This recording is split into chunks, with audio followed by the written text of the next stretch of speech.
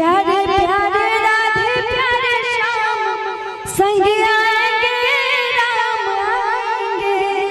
प्रेम से बोल जय श्री राम, जय जय श्री राम, जय जय श्री राम। और गाने के साथ कि मैं तो रुचि रुचि भोग लगाऊंगी, माखन मिश्री भोग लगाऊंगी।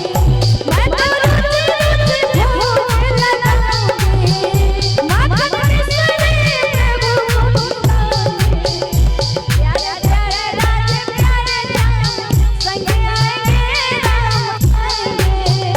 मेरे झोपड़ी के बाजार जग जाएंगे राम आएंगे। मेरे झोपड़ी के बाजार खुल जाएंगे राम आएंगे। राम आएंगे आएंगे राम आएंगे, राम आएंगे आएंगे राम आएंगे। मेरे झोपड़ी के बाजार खुल जाएंगे राम आएंगे। मेरे झोपड़ी के बाजार खुल जाएंगे राम आएंगे।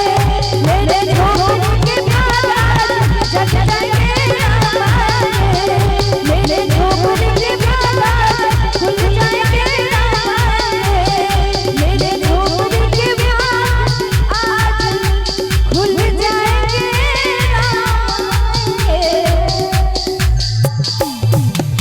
प्रेम से साथ परिवार